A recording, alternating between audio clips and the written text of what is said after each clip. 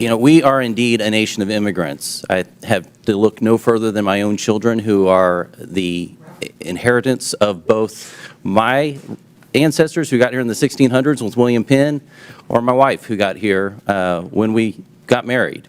I think that's really what this nation is about. But you are not here today because of legal immigration. You are here because of illegal migrants who have been sent to our country. In your opening statements, there was a deft linguistic shell game that you played to try to conflate legal immigration with people who are coming here illegally. And we're savvy to that. You are here because each of you, with the exception of Mr. Adams, have said in some form or fashion that you will not honor ICE detainers. In other words, that when you have people in custody and ICE says we need to come arrest that person because they're here illegally, that we will not honor that. That's why you're here. No one's asking you to go round up criminal aliens. We are asking you to take people who are already in your custody and hand them over to legal federal law enforcement. Now, what this does is it saves U.S. taxpayer money.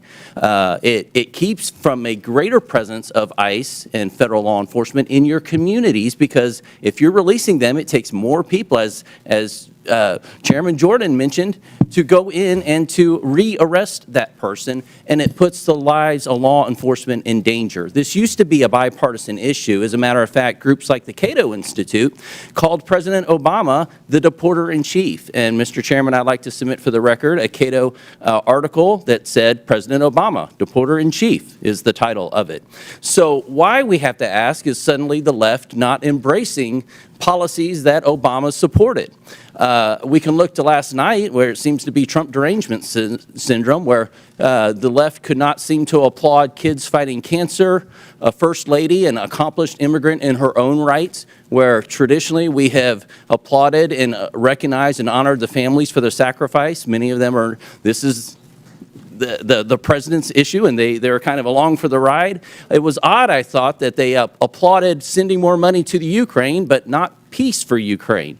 And so it brings us back to why we're here and why this is a partisan issue all of a sudden. It boggles the mind. Now, Mayor Johnson, you seem to want to talk about Texas, so I'm from Texas. Let's talk about Texas. First of all, have you been to the southern border?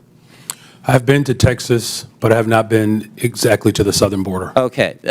You seem to talk about Governor Abbott and sending buses to your city. Now, I can understand the concern with that, but I will also let you know that Texas did not ask for the Biden administration to open the borders and send an exponential amount of people that have affected your city into our state.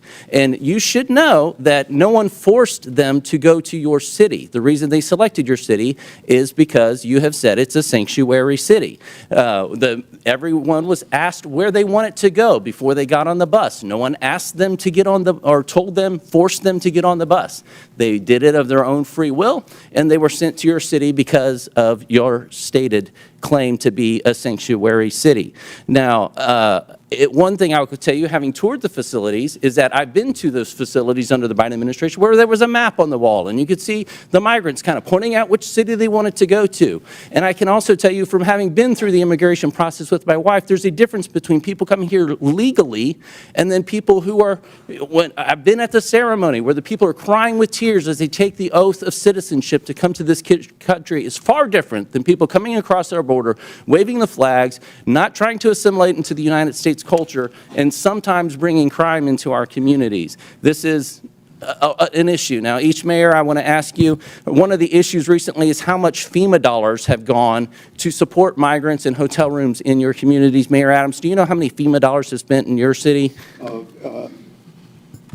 $80 million, and I've been to the border, and I saw those maps pointing to New York. Thank you. Mayor Johnston?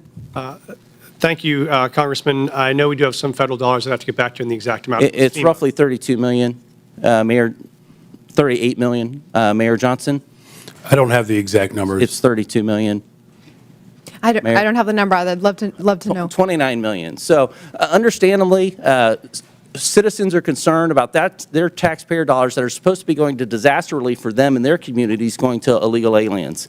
Do you agree, each of you, yes or no question, I only have a couple seconds, Do you recognize that it is against the law to harbor criminal aliens? Gentlemen, time's expired, but please answer the question, Mayor Adams. Yes, reading federal law, correct. I do recognize that, and we do not do that. The city of Chicago does not harbor criminals. Yes, we follow the laws.